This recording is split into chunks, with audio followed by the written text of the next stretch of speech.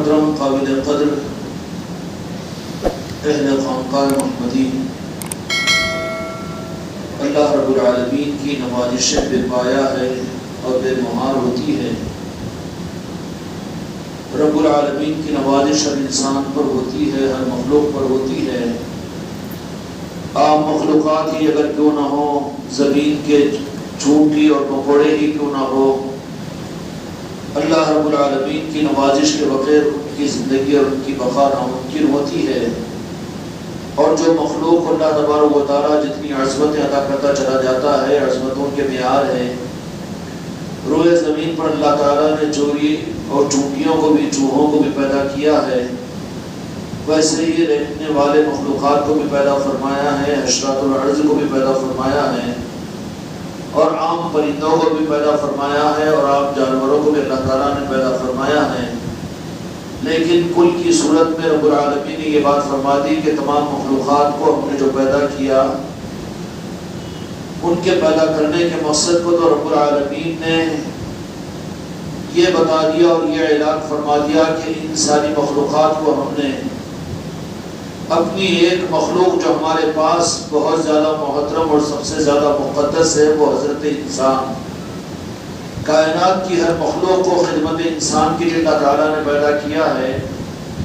اور ساری مخلوقات کے اندر میں سب سے زیادہ اشرفیت اور افضلیت اللہ تبارک و تعالیٰ نے نہ فرشتوں کو عطا فرمائی ہے، نہ جنگلی جانوروں کو عطا کی ہے، اور نہ کوئی اور مخلوق کو عطا فرمائی ہے، بلکہ اللہ تبارک و تعالیٰ نے سب سے زیادہ اشرفیت اور افضلیت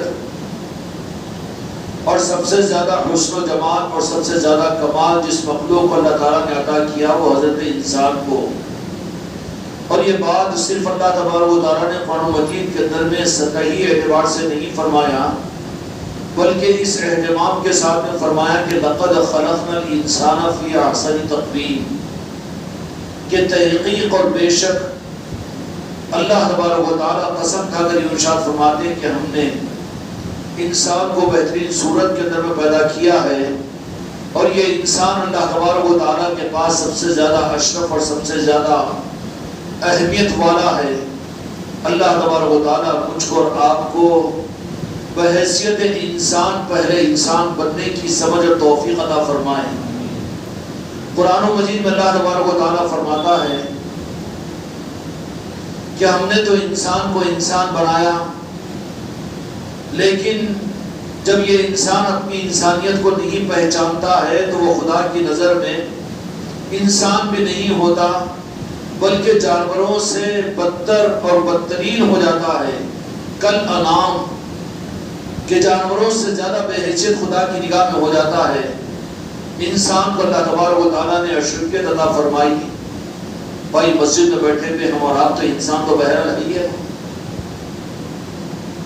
دعویٰ ہم نہیں کر سکتے کہ ہم مسلمان ہیں، ہم دعویٰ نہیں کر سکتے کہ ہم مومن ہیں، ہم دعویٰ نہیں کر سکتے کہ ہم اللہ تعالیٰ کے محبوب بندے ہیں، لیکن اللہ تبارک و تعالیٰ نے تو انسان تو بنا دیا ہے۔ پہلی کوشش تو مجھ کو اور آپ کو پہلے اپنے آپ کو انسان بنانے کی کرنی ہے، کہ جس انسان کی عصمت اور فضیلت انسانوں کو، ساری مخلوقات کو بنانے والے رب کائنات نے خود اس درجے میں بیان فرمائی، لقد خلقنا الانسان فی احسن تقویم، کہ تحقیق اور پھر بھی اہتمام اللہ تعالیٰ نے قسم کھایا، والتین والزیتون وطور سینین وہذا البلد الامین، 4 قسمیں اللہ تعالیٰ نے کھائی، اور مدعا جو بیان فرمایا، اور جس بات کو اللہ تعالیٰ نے ظاہر کرنا چاہا وہ کتنی اہم ہوگی تھی۔ اگر میں کوئی بات آپ کو کہوں تو آپ ادب کے درجے میں اس کو قبول کر لیں گے، لیکن میں کوئی بات آپ کو تاکید کر کے دیکھو، غور سے سننا، تم کو قسم ہے اس بات کی کہ اس بات کو نظر انداز نہیں کرنا، تو چوکنا ہو جاؤ گے نا۔ اگر میں یہ کہہ دوں کہ قسم قسم قسم قسم، تو پھر کون ہوگا جو اس بات کو لائٹ لے یا نظر انداز کرے؟ بدنصیبی ہوگی نا۔ تو جب میرے اور تمہارے معاملات کے اندر میں ادب کے دائرے کے اندر میں یہ بات آتی ہو، رب العالمین مجھ کو اور آپ کو حق تک پہنچنے کا راستہ عطا فرمائے۔ اللہ تبارک و تعالیٰ حق تک پہنچنے کے لیے راستوں کو دنیا میں ظاہر کرتا ہے، رب کا معاملہ اپنے بندوں کو حق بتانے کے لیے نہیں رہا کہ حضرت آدم علیہ السلام کے زمانے میں بھی رب العالمین خود بندوں کے سامنے نہیں آیا، 1.25 لاکھ نبیوں اور 314 رسولوں کے زمانے میں بھی، بلکہ میرے آقا دو جہاں کے مالک حضرت محمد مصطفیٰ صلی اللہ علیہ وسلم کے حیات ظاہرہ کے اندر بھی پردے میں آیا، ضرور آیا، اور وہی تھا اور حق وہی تھا، لیکن پردے مصطفیٰ کے اندر میں آیا اور ظاہر جو یہ کہہ دے کہ میں ہی رب ہوں، انی انا اللہ فاعبدنی واقم الصلاۃ، کہ رب العالمین نے بے پردہ ہو کر اپنے ذات اور اپنے وجود کے اعتبار سے انسانوں کے سامنے کیا، بلکہ نبیوں کے سامنے بھی، رسولوں کے سامنے بھی نہیں آیا، اور جب اپنے وجود اور اپنے حق کو بتانا چاہا تو صرف ایک کو رازدار اپنا بتایا، اور ایسا بنایا کہ زمین سے فرش سے اٹھایا اور عرش پر بلا کر اپنی پہچان کروا دیا کہ میں نے تم کو جو اپنی پہچان عطا کیا تھا میرے محبوب، جو لاکھوں برس تک جبکہ کائنات کو میں نے وجود نہیں بخشا تھا، لاکھ کون و مکان کے اندر میں خالق، پیدا کرنے والا میں، اور جن کو پیدا کیا وہ تمہارا نور اور تمہاری ذات تھی، وہاں پر جو تمہاری اور میری پہچان تھی، اس کے بعد میں رب العالمین نے اپنے محبوب کو مختلف ادوار سے گزار کر جب اس دنیا بشریت کی صورت میں دنیا میں ظاہر کیا اور آپ کو اس دنیا میں مبعوث کیا، اور آپ نے مکہ مکرمہ کے اندر میں اپنی حیات ظاہرہ کے 40 سال آپ نے گزارے، اور پھر آپ کو آپ کے ذریعے سے اپنی محبوبیت کا اعلان فرمایا، اور یہ سارا زمانہ گزرنے کے بعد رب العالمین نے اس اہتمام کے ساتھ میں کہ پہچان لو بے پردہ میرے محبوب، میں نے تم کو بے پردہ اپنے آپ کو بتایا تھا، لاکھوں برس تک میں نے اپنے روبرو تمہیں رکھا تھا، عرش پر کوئی دوسرا نہیں تھا، نہ جبرائیل تھے، نہ میکائیل تھے، نہ آدم تھے، نہ حضرت نوح تھے، نہ حضرت عیسیٰ تھے، کوئی اور تھا ہی نہیں، صرف میں تھا اور تم کو میں نے رکھا تھا۔ اپنی پہچان کے بتانے کے لیے رب العالمین نے دنیا میں اپنے محبوب کو صورت بشریت کے اندر میں بھیج دیا، انسانوں پر کرم فرما کر، اور انسانوں کی افضلیت اور اشرفیت ان کے 2 پیر اور 2 ہاتھ کی وجہ سے نہیں ہے، اور ان کے امریکہ اور آسٹریلیا کے وزیر اور صدر ہونے کی وجہ سے نہیں ہے، یا ان کے بڑے بڑے عقل مند ہونے اور ان کے کمپیوٹروں کے ایجاد کرنے کی وجہ سے ان کی افضلیت نہیں ہے، بلکہ خدا کی قسم انسانوں کی اشرفیت اور افضلیت کی بنیاد خالق کائنات کی نظر میں صرف اور صرف وجہ سے کہ اللہ تبارک و تعالیٰ نے جس مخلوق کو اپنے محبوب کو ظاہر کرنے کے لیے منتخب کیا وہ حضرت انسان تھے۔ اگر رب العالمین اگر فرشتوں کے اندر اپنے محبوب کو مبعوث کرتا تو خدا کی قسم انسانیت کو کوئی اشرفیت نہیں تھی، کوئی افضلیت نہیں تھی۔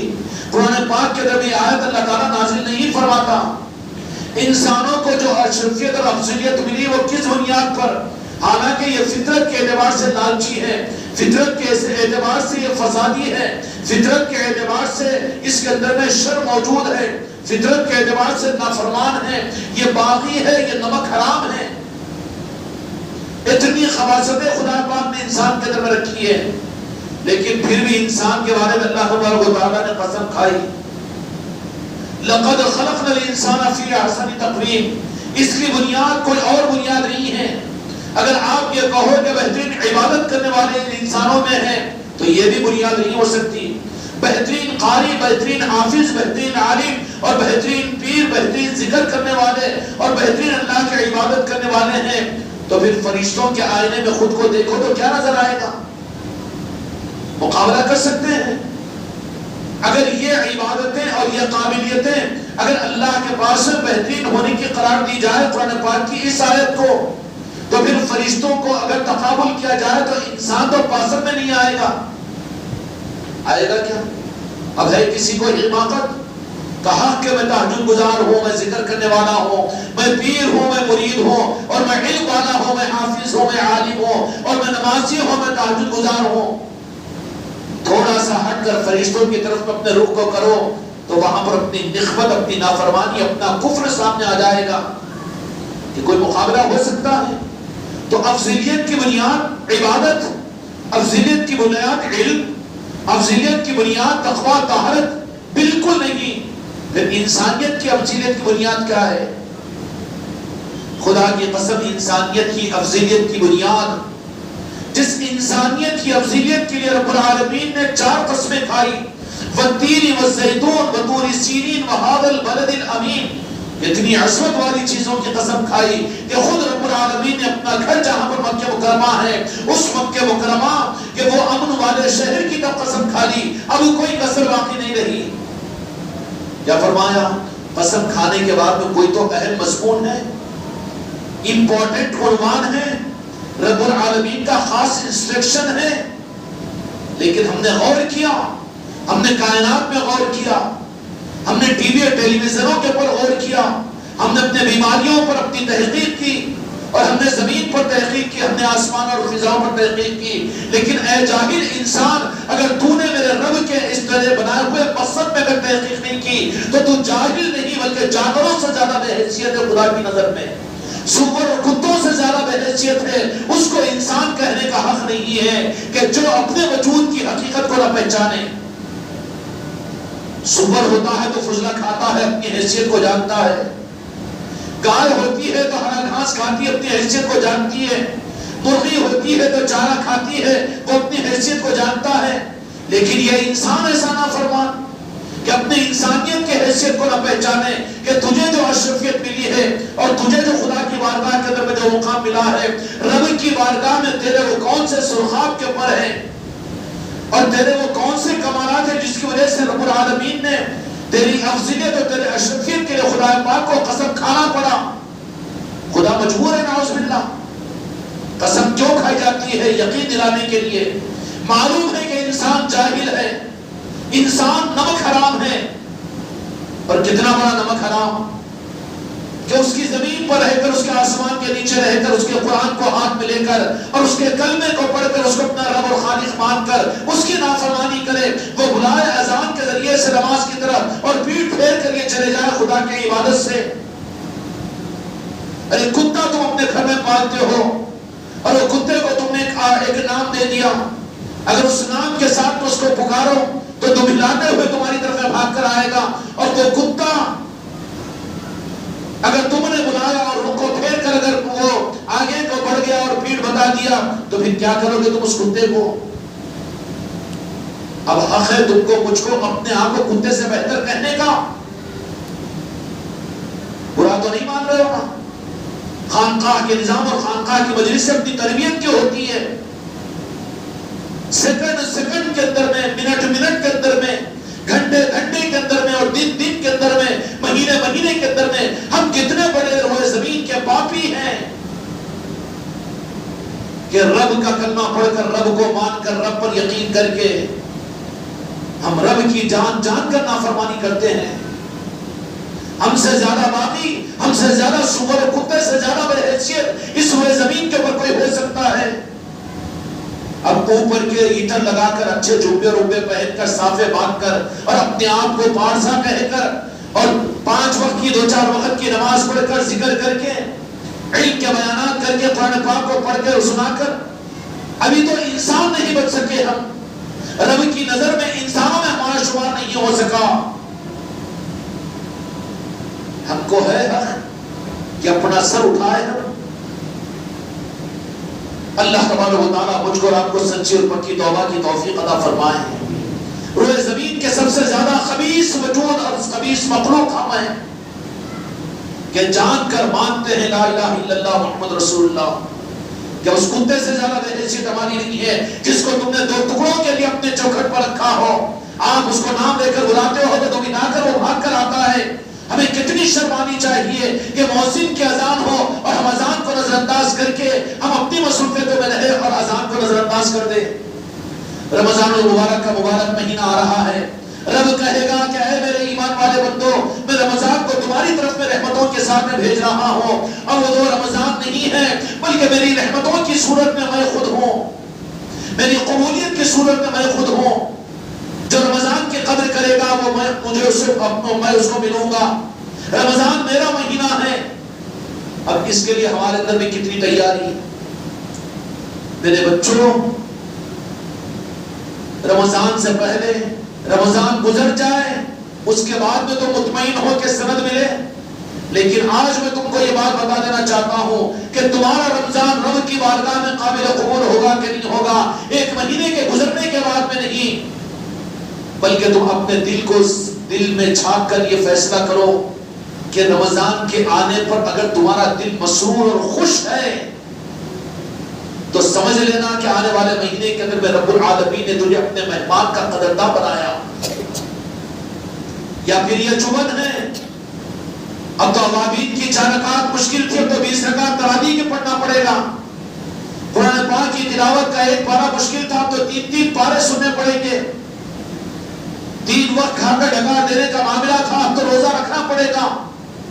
فجر کو چھوڑ کر 8 بجے اٹھ کر نماز فجر کی پڑھتا تھا، لیکن اب تو مجھے سحر کے لیے اٹھنا پڑے گا. میرے بھائیوں، میرے مریدوں اور میرے مریدان، اگر دل میں یہ وزن محسوس ہو رہا تو تمہارا رمضان مردود ہے. دھوکہ مت دو مجھے، تم اپنے دل سے فیصلہ لو میرے مرید اور مریدان. اگر رمضان کے اوپر دل کی کلیاں اگر کھل رہی ہو اور خوشیاں اگر تمہیں ہو رہی ہو اور تمہارے اندر میں جذبات اور امنگیں آگے بڑھ رہی ہو کہ رمضان کے قابل میں بچ جاؤں، رمضان کا میں استقبال کروں، بجائے اس کے یہ رخ کہ 20 رکعت تو پڑھنا ہی پڑے گا، لیکن کوشش کر لیں گے، ہیلا حوالہ نکال لیں گے، 20 رکعت کے بجائے 8 رکعت پڑھ لیں گے. یا پھر رمضان کے روزوں کے اہتمام کے بجائے کبھی گنجائش نکال کر سفر کے دوران روزوں کو چھوڑنے کے لیے سفر کر لیں گے، یا کچھ بیماریوں کا عذر اور عوارض اور اپنی مصروفیتوں کو بنیاد بنا کر رمضان کو نظر انداز کر دیں گے. اگر تمہارے دل کے اندر میں یہ چیز پیدا ہوئی تو میرا رب بعد میں کیا سند دے گا تم کو رمضان کی قبولیت کی. رب کا بندہ نافرمان یہ کہتا ہے تمہارا پیر کہ تم رمضان کے قابل نہیں ہو، رمضان تمہارا ناقابل قبول ہے. اگر تمہارے اندر میں ڈر و خوف ہے، سہم ہے کہ گرمیوں کی سختی ہوگی، پیاس کی شدت ہوگی، بیماریوں کی کثرت ہوگی، 20 رکعت کا اہتمام ہوگا، پھر تہجد کا اہتمام ہوگا، سحر کا اہتمام ہوگا اور تراویح کا اہتمام ہوگا، قرآن پاک کی تلاوت ہوگی، اس پر اگر خوشیاں تمہارے اندر میں ہیں تو قبولیت کی علامت ہے. اگر ذرہ برابر بھی تمہارے دلوں کے اوپر اس کا وزن ہو، مجبور ہے کرنا ہی پڑے گا نا. بچنے کے لیے کچھ راستہ ڈھونڈیں گے، کسی مفتی صاحب کو پوچھیں گے، کسی مولوی کو پوچھ لیں گے، کسی پیر کو پوچھیں گے کہ کچھ رخصت کی گنجائش ہے. ذرہ برابر اگر یہ چیز تمہارے دلوں کے اندر میں آ رہی ہے تو تم رمضان میں مردود ہو. رمضان تمہارے اوپر لعنت کرے گا، اللہ کا کلام تمہارے اوپر لعنت کرے گا. اس لیے کہ دو جہاں کے مالک میرے آقا جن کا میں نام لیوا ہوں، دو جہاں کے مالک حضرت محمد مصطفیٰ صلی اللہ علیہ وسلم نے ارشاد فرمایا، کوئی بات بغیر دلیل کے ہم نہیں کرتے. اتنی بڑی بات اپنے بچوں کو کھل کر کیا کریں گے صاحب، دکان میں کاروبار بہت زیادہ رہتے ہیں، بعد میں قضا کر لیں گے. روزانہ 5000 روپے فدیہ نکال کر رمضان میں دیتے رہے ہیں، تیرے 5000 تیرے منہ پر مار دیے جائیں گے. تیری بیماری اس سے بڑی بیماریوں میں تو مبتلا کر دیا جائے گا. اور تیرا رمضان کا ناقدری کرنا کہ صاحب گھر میں پورے بچے روزے ہیں اور خالی عورتیں اور ان کے بہترین سحر افطار کا میں انتظام کرتا ہوں، پھر آپ میں کمانے والا اکیلا ہی ہونا، گیا مردود ہو گیا، تیری کمائی حرام ہے اور تو حرامی ہے. رمضان کی رخصت، رمضان کا استقبال کا نہ ہونا، اس سے پہلے اس کی تیاریوں کے بجائے اس سے بچنے کے راستے کا ڈھونڈنا اور وہ تقاضوں کا تمہارے دل میں پورا ہونا، پیدا ہونا. سمجھ میں آ رہی کہ نہیں آ رہی بات؟ دیکھ لو، سوچ لو. تم خانخواہوں میں رہ کر خانخواہ کے اندر میں تراویح پڑھنا ہی پڑتا ہے، ماحول میں روزے رکھنا ہی پڑتا ہے، سحر و افطار کرنا ہی پڑتا ہے، تہجد پڑھنی ہی پڑتی ہے. یہ تم مجبوری کے ساتھ میں بادل نخواستہ دل پر بوجھ لے کر تو سمجھ لینا کہ رمضان المبارک میں تم مردود ہیں، مجبوری کے لیے کر رہے ہیں. اس لیے کہ میرے آقا دو جہاں کے مالک نے کیا ارشاد فرمایا کہ اگر میری امت فرمایا اگر رمضان کی قدر کو جان لے تو اللہ سے دعا کرے گی وہ اس بات کی جس کا مفہوم ہے کہ پوری زندگی پوری عمر اس کو رمضان نصیب ہو جائے. کیا مطلب ہوا؟ رمضان آ رہا ہو تو انتظار نہیں، اپنے آپ کو تیار کرے، دعائیں کرے اس کے لیے بجائے اس کے بھگتنا ہی ہے۔ 8 دن میں ایک دن جمعہ کا آتا ہے تو جاؤ غسل بھی کرو اور عطر بھی لگاؤ، چشتی اور رومال بھی پہنو اور خانقاہ کو جا کر نماز ہی پڑھو۔ تیری یہ مجبوری رب کے پاس چلے گی؟ بلکہ وہ تو تیرے دل کو دیکھے گا کہ تیرے دل کے اندر میں اللہ تبارک و تعالیٰ کے اس حکم کی اور اس رمضان کی کس درجے کی قدر ہے۔ اس لیے تو جہاں کے مالک میرے آقا شعبان المعظم کے آخری دنوں کے اندر میں بالاہتمام مسجد نبوی کے اندر میں صحابہ کرام کو رمضان المبارک کی عظمتوں کو بیان فرمایا کرتے تھے، اور آپ امت کو ترغیب دیا کرتے تھے کہ کہیں تم سے نہ قدری نہ ہو جائے، نہ قدری نہ ہو جائے، نہ قدری نہ ہو جائے۔ تو جہاں کے مالک نے یہ ارشاد فرما دیا اور امت کو بتا دیا کہ ایک منبر مصطفیٰ کے اوپر ایک قدم مبارک کو رکھا تو کہا کہ آمین، دوسرے سیڑھی پر رکھا تو آمین، اور تیسری سیڑھی پر رکھا تو آمین۔ کیا ہم نے سنا دیا اس کو؟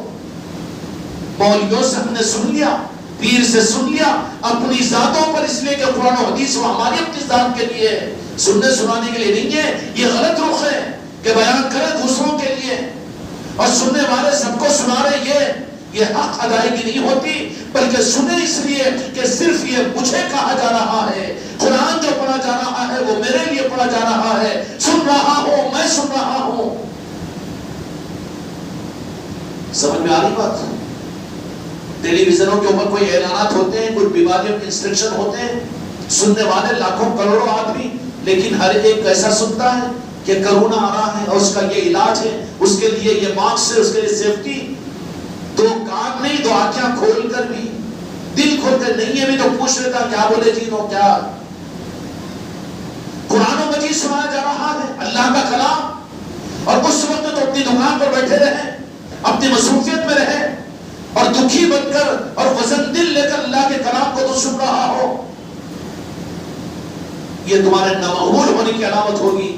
تو جہاں کے مالک میرے آقا نے فرمایا کہ میں نے جیسے ہی منبر نبوی کے اس پیری پر اور سیڑھی پر قدم مبارک رکھا تو جبرائیل امین علیہ السلام نے میری امت کو بددعا دی۔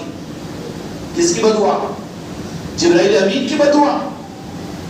اور پھر اس بددعا کی دلیل یہ کہ دو جہاں کے مالک نے آمین کہا اس کے اوپر، مرید بن کر رمضان کے روزے چور بن جائے اور میں تم کو ذمہ داری لے لوں کہ میں جنت میں لے کر جاؤں گا، گمراہ ہو گئے ہو تم۔ اعتماد رب العالمین کے منشے مصطفیٰ کی ہے اور طریقہ پیران پیر کا غوث اعظم کا ہے، جنت پاک کا ہے، تو تم حق پر ہو، ورنہ پیر پرستی تم کو کوئی کام نہیں دے گی۔ یہ پیر پرستی تو گمراہی اور شرک تک پہنچا دے گی تمہیں۔ کیا فرمایا کہ ہلاک ہو جائے وہ شخص جو رمضان کا مہینہ پائے اور اس کے باوجود اپنی مغفرت نہ کروا لے، رمضان کی جو قدر نہ کرے۔ میرے آقا نے فرمایا کہ آمین سند اور مہر لگا دی، پھر اس کی ہلاکت اور بربادی کے لیے کوئی گنجائش باقی رہی؟ جبرائیل امین اللہ کی طرف سے آئے اور دو جہاں کے مالک، امت کے مہربان اور امت کے آقا، اور آپ نے فرما دیا کہ میں ایسے کو ہلا کر اس کی بربادی کو رب العالمین میں خود پسند کرتا ہوں۔ ہائے ہائے، اب تم ذرا خوش ہو گئے، ہم تو تراویح بھی پڑھتے ہیں نا، تراویح پڑھتے ہیں، تراویح کے بعد کا ذکر مشکل ہو جاتا ہے، کیا رغبت ہے رمضان کی ہمارے اندر میں؟ تراویح پڑھتے ہیں، اس کو رمضان کی مصروفیت کی وجہ سے خانقاہ نظام کو نظر انداز کر دیتے ہیں، اپنے گھروں کے اندر میں خانقاہ نظام کے ماحول کو نظر انداز کر دیتے ہیں۔ تراویح میں قرآن پاک سن لے، اس کے بعد قرآن پاک کی تلاوت کی ہمیں کیا ضرورت ہے؟ یہ محرومی کی علامت ہے، اور اس رمضان کو اپنے دل پر وزن سمجھنا یہ رمضان کی محروم ہونے والوں کی پہچان ہے۔ اس لیے میرے بچوں، جن کے دلوں میں رمضان کی خوشیاں ہیں، کوئی عذر نہیں، میرے آقا نے فرما دیا کہ اگر اس کی حقیقت کو تم جان لو تو تم تمنا اس بات کی کرو گے کہ سارا عمر اور ساری عمر رمضان المبارک موجود رہے اور میں روزے دار رہوں اور رات کا شب بیدار رہوں۔ تو اللہ تبارک و تعالیٰ میرے آقا نے تو اس کو کہ کہیں نہ قدری نہ ہو جائے، اس کے لیے 12 مہینوں میں ایک مہینے میں لا کر سمیٹ کر رکھ دیا۔ تو بولو رمضان کے شب و روز میں مجھ کو اور تم کو کتنا چوکنا ہونے کی ضرورت ہے، اور رمضان سے پہلے اپنا جائزہ لو۔ اگر تمہارا میرا دل گنجائشوں کی طرف میں جا رہا اور کتنے بے روزے دار نہیں ہے جی، امت کے لوگ کھاتے پیتے گھومتے رہتے ہیں، ساری امت کی قبر میں تو جائے گا یا تیری قبر میں ساری امت آئے گی؟ ارے وہ مولانا اور وہ مولوی صاحب نے تو یہ گنجائش دے دی کہ صدقہ روزہ ادا کر دو اور پھر تمہاروں کو کام ہے، تمہاری دکان ہے. مال لاکھ اگر دکان رمضان کے اہتمام میں رکاوٹ بن رہی ہے. بیوی بچوں کو فاقے کے ساتھ میں رکھ، اگر بیوی بچوں کا کھانا کھلانا تجھے رمضان سے محرومی کا باعث بن رہا ہے، اس بیماری کو لا تمہار خدا کی بارگاہ میں، یا رب میں اپنی بیماری سے توبہ کرتا ہوں اور اپنی کمزوری سے توبہ کرتا ہوں، تو مجھے ہمت عطا فرما کہ میں رمضان کے قابل بن جاؤں. تو وہ رب تجھے پھر ایسی صحت بھی عطا کرے گا اور ایسی توفیق بھی عطا کرے گا کہ پھر رمضان تیرے لیے بوجھ نہیں ہوگا. رمضان سے پہلے، چاند کے نظر آنے سے پہلے دونوں کو 2 سندیں مل جاتی ہے. رمضان کے چاند سے پہلے آسمانی دنیا سے فرشتے اعلان کرتے ہیں کہ وہ خوش ہو جاؤ جنہوں نے رمضان کی تیاریاں کی اور رمضان کے آنے پر خوش ہوئے اور رمضان کی برکتوں کو حاصل کرنے کے لیے اپنے آپ کو تیار کر لیا. تمہیں خوشخبری ہو اللہ تبارک و تعالیٰ کی طرف سے اور رمضان تمہارے لیے مبارک ہو. اور دوسرا فرشتہ اعلان کرتا ہے کہ اے امت کے لوگوں، ان بربادیوں سے خدا کی پناہ مانگو کہ جنہوں نے رمضان سے بچنے کے لیے اپنے تقاضوں کو سامنے رکھا اور رمضان سے بچنے کے لیے ہیلے حوالے ڈھونڈ لیا اور رمضان کے روزوں سے جی کو چھڑانے کے لیے اپنے عذر، اپنی بیماری، اپنی مصروفیتوں کو سامنے رکھ کر رمضان کی تم قدر نہیں کر سکے، تو آسمانی دنیا کا وہ فرشتہ یہ کہہ دیتا ہے کہ تم تو ہلاک اور تم تو برباد ہونے والے ہو. اور جس کا فیصلہ رمضان کے ذریعے سے، دو جہانوں کے مالک کی دعا کی وجہ سے اور آسمانی دنیا پر بربادی کا اگر آ جائے اور وہ فیصلہ کر دے کہ رمضان کے ناقدری کی وجہ سے وہ برباد ہوگا، تو اس کو کوئی دنیا کا انسان آباد کر سکتا ہے؟ کوئی پیر اس کو آباد کر سکتا ہے؟ اس لیے ہم سلسلے چشتیہ کے غلام ہیں، ان کے بندے ہیں. اور خود میرے آقا جی سلطان الہند خواجہ قادریان خواجہ معین الدین چشتی اجمیری رحمت الرضوان نے اجمیر شریف کے اپنی خانقاہ میں رمضان کا کی تزر و جان کے ساتھ استقبال فرمایا کرتے تھے. اور کیسا شب و روز کا ماحول وہاں پر ہوا کرتا تھا. وہ تو تحقیق کرو تو مرید ہے، کس بات کی تحقیق کر رہے ہو کہ 3 پارے کی تراویح سن کر سمجھ رہے کہ چھٹی ہو جائے گی؟ تمہارے لیے چھٹی نہیں ہے، عام لوگوں کے لیے چھٹی ہے. تمہاری مصروفیت تو اس کے بعد میں پھر خواجہ خواجگان کی سنت کو سامنے رکھ کر پھر اپنے گھروں میں جا کر قرآن پاک تمہاری نظروں کے سامنے ہو. اور ہر ایک اس بات کو طے کرے، کوئی ٹارگٹ طے کرے. کمزوروں کے لیے ضروری ہے، کیوں؟ سیڑھیوں پر چڑھنا ہے، اگر کمر میں پیروں میں درد ہے تو ڈنڈا ساتھ لیتا ہے کہ نہیں آدمی، تاکہ گر نہ جائے. اس لیے ہر مرید اور ہر مریدہ اپنے طے میں اس بات کو طے کرے کہ اس رمضان کے اندر مجھے 5 قرآن پاک کی تلاوت تو کرنی ہے، 3 تو کرنی ہے، 2 تو کرنی ہے. اور جن لوگوں کو پڑھنا نہیں آتا وہ تو یہ سمجھ لیں گے کہ رخصت اور چھٹی نہیں، بلکہ ان کے لیے کیا ہے، اگر وہ میرے مرید ہے تو بالاہتمام قرآن مجید کو وضو کر کے اٹھاؤ اور قرآن پاک کو آنکھوں سے لگاؤ اور لگا کر دعا کرو کہ یا رب العالمین میں پڑھنا نہیں جانتا ہوں لیکن یہ تیرا کلام ہے اور تو اس کی نورانیت مجھے عطا کر، میں اس تیرے قرآن پاک کے گھر کا بھکاری بننا چاہتا ہوں. اور ہر صفحے کے ہر لفظ کے اوپر بسم اللہ الرحمن الرحیم، ہر صفحے کے اوپر ایک ایک انگلی کو پھراتے چلے جا.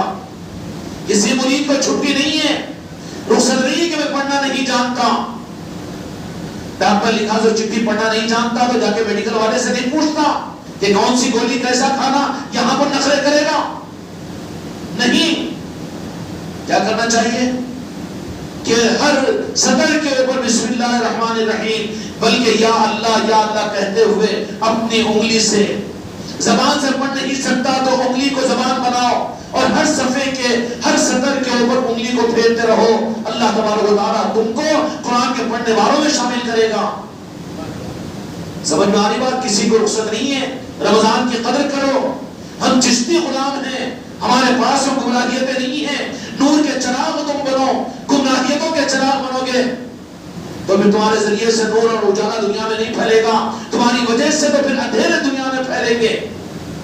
تم خود اپنے اعمال میں سستی کرو اور تم خود روزوں کو چھوڑ دو اور تم خود 3 پاروں کی تراویح کے اوپر قناعت کر لو یا اس میں بھی آنے جانے کے اندر میں آنا گونی کرو اور گنجائش اس کے اندر میں نکال لو، تو تم کو چشتیہ نور کے پھیلانے والا چراغ میں کیسے کہوں، بلکہ تم تو اندھیرے پھیلانے والے بن رہے ہو. اس لیے میرے بچوں، میرے بھائیوں، اپنے گھر کی خانقاہ محمدی کو بھی آباد کرو.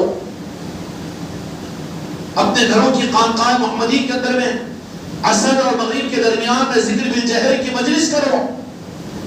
اور اپنی خانقاہوں کے تحت میں جہاں پر مجلسیں ہوتی ہے، عورتیں اور بچے گھروں کے اندر افطار سے پہلے ذکر کا نظام اپنے گھر کی خانقاہ محمدی میں چلائیں، اور پھر علاقوں اور محلوں کے اندر میں جو نظام چلتا ہے، تراویح کے بعد ہو تو مشورہ کر لیجیے آپس میں، ورنہ عصر کے بعد میں۔ اور یہ عنوان ہے ہر مرید کو اس رمضان کے اندر میں 2 ذمہ داریاں۔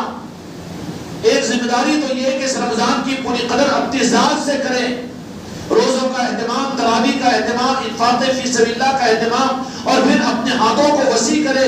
دو جہاں کے مالک میرے آقا نے فرمایا کہ رمضان المبارک کے اندر میں جو خلق اور بندوں کے اوپر اپنے ہاتھوں کو وسیع کرتا ہے اپنے ہر عیال پر، رب العالمین 11 مہینے اس کے لیے وسعت کے اور رزق کے دروازے کھول دیتے ہیں۔ بخیل مت بنو، خوب اہتمام کرو اپنے بچوں کو کھلانے کا، اپنے خاندان والوں کو کھلانے کا، اپنے محلے والوں کو افطار کروانے کا، اور اپنے گھر والوں کو اور پھر اطراف والوں کو سحر کا انتظام کرنے کا۔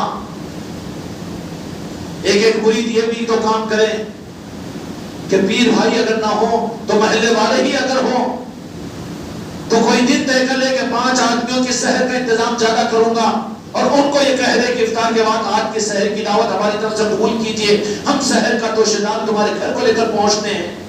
خانقاہ محمدی والوں کو کرنے کا کام ہے یہ۔ روکھے اور سوکھے بن کے نظاموں میں چلو تو کوئی نظام نہیں بنے گا۔ رمضان کے اعمال کے ذریعے سے امت کے رخ کو اولیاء کے نظاموں کی طرف میں لاؤ۔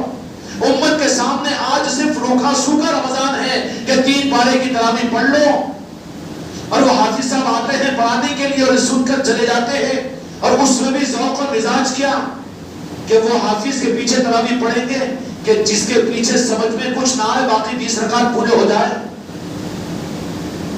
تمہارا بیٹا اگر تم سے بات کرے کیا بیٹا چھاپڑ مارے گے اٹھا کے، میں بات ہوں بات کر رہا ہے تو جواب دے سیدھا۔ وہ کون سا قرآن پاک کے سننے کا ذوق ہے تمہارا؟ بہت ہے ماشاءاللہ، ہاں طوفان گاڑی ہے، بس جلدی تراویح ختم ہو رہی ہے، مر جا رہا ہے 1 مہینے کے لیے، جا کے اگر دواخانے کے اندر میں اگر تجھے کوارنٹائن کر دیا جائے تو کیسے گزارے گا وقت؟ ایسی تراویح اور ایسے حافظوں کو ڈھونڈنے کی چکر میں ہوتے ہو کہ جو جن کے ایک بات سمجھ میں نہ آئے اور ایک آیت سمجھ میں نہ آئے۔ قرآن پاک کا یہ حشر ان لوگوں نے ویسے لے کر نظروں کی بنیادوں پر ایسا کیا ہے۔ ایسے حافظ کے پیچھے قرآن پاک سننے کی کوشش کرو، ورنہ علم تارا پڑھو اطمینان کے ساتھ میں، ایک ایک لفظ تم کو سمجھ میں آئے، اور جتنی دیر ہو جائے اس کے اندر میں اہتمام کے ساتھ میں ذوق پیدا۔ ہمارے حافظ صاحب بہت اچھا، کیوں کہ بس 10:40 پہ ہماری تراویح ختم ہو جا رہی، کمال ہے یہ، اہل سلسلہ چشتیہ کا مزاج ہے یہ۔ تم گمراہ ہو گئے ہو، تمہارا ذوق کیا ہونا چاہیے کہ ایک ایک لفظ کو تم سن رہے ہو، اور رب کا کلام سمجھ کر سن رہے ہو، اللہ کا کلام سمجھ کر سن رہے ہو۔ سمجھ میں آ رہی؟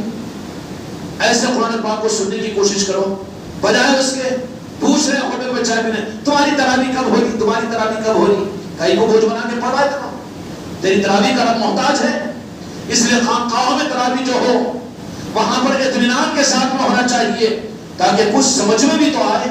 اللہ کا کلام ہے، ہمارا بھی اللہ اللہ اللہ اللہ اللہ اللہ، کیا جلدی جلدی رکوع سجدے، ارے اتنا بہت سمجھا اس نظام کو، تو چشتی ہے، شرم آنی چاہیے تجھے، کیا ذوق ہونا چاہیے۔ پھر ایک ایک لفظ کو غور سے سن، اللہ کا کلام ہے، اور میرے خواجہ جی کا کرم ہے کہ اس خانقاہ کے اندر میں 2 قرآن پاک کے دور چلتے ہیں، ذوق کے ساتھ میں، بوجھ بنا کر نہیں۔ تراویح میں اتنی دیر ہوگی، پھر اب آدھا گھنٹہ ذکر میں بیٹھنا پڑے گا، اس کے بعد میں جانا بھی پڑے گا، اور جاتے ہی بس بستر انتظار کر رہا ہے، اے سی انتظار کر رہا ہے۔ اس کے لیے رمضان ملا ہوا ہے، معذوری ہے، مجبوری وہ الگ بات ہے۔ سلطان مولد میرے خواجہ خواجگان بھی تراویح سے فراغت کے بعد مریدین کو نصیحت فرماتے، اس کے بعد اپنے حجرے میں چلے جاتے، تھوڑی دیر کے لیے استراحت کرتے، اس کے بعد پھر قرآن پاک کی تلاوت کے لیے کھڑے ہو جاتے۔ ہم کو شرم نہیں آنی چاہیے اپنے آپ کو چشتیہ کہنے سے۔ لوگ پوچھ رہے ہوں گے کہاں تراویح جلدی ہو رہی ہے؟ میرے چشتی بچوں، میرے خانقاہ محمدی سے میرے مرید، تمہاری پہچان یہ ہو کہ تم یہ پوچھے کہ کس مسجد میں کون سے حافظ صاحب اطمینان سے سنا رہے ہو، کہاں دیر تک تراویح ہو رہی ہے تلفظ کی ادائیگی کے ساتھ میں، ہم وہاں پر پڑھیں گے۔ لوگ بولیں گے کہ ارے جلدی جلدی نہیں، جلدی نہیں، جلدی دنیا دنیا میں، لیکن یہاں پر تو ہمارا ذوق ہے، اس سے تمہاری چشتیہ نسبت کی پہچان ہوگی کہ نہیں ہوگی؟ ارے یہ تو نئی مخلوق آ گئی۔ لوگوں کا ذوق تو یہ ہے کہ جلدی تراویح وہاں پر ختم کرو، وہاں پر جاؤ، وہاں مسجدیں بھر رہی ہیں، کیوں؟ سپر فاسٹ ٹرین پڑھنے والے حافظ صاحب ہیں۔ وہ حافظ صاحب کا مطلب مسلمانوں کو خوش کرنا ہے، رب کو راضی کرنا نہیں ہے۔ اس کی نظر تو بیچارے کی ہدیہ اور نذرانے کے اوپر بگاڑ دیا تو ہم نے تم نے نا، جو چل رہا ہے چلنے دو، قدر کرو، اس کا انکار نہیں ہے، لیکن تمہارا ذوق کیا ہونا چاہیے اور تمہارے اہل خانقاہ کی پہچان لوگوں کے اندر میں کیا ہونا چاہیے کہ یہ چشتی غلام ہیں اور خانقاہ والے ہیں، تو یہ پہچان دو کہ جہاں اطمینان اور سکون کے ساتھ میں قرآن پاک سنا جائے گا اور سنتے ہی 1.5 قدم ڈال کر بھاگنے والے نہیں ہوں گے ہم، بلکہ وہاں ذکر بھی ہوگا، وہاں دعائیں بھی ہوگی، اور اطمینان کے ساتھ میں جب اجازت ملے گی جب گھر کو جائیں گے۔ یہ نہیں جیسے بچوں کی چھٹی ہوتی ہے تو کتابوں کو بغل مار کے ایسا پھرتی کے ساتھ میں نکلتے ہیں کہ 2 منٹ میں سب خالی، کوئی نظر نہیں آتا۔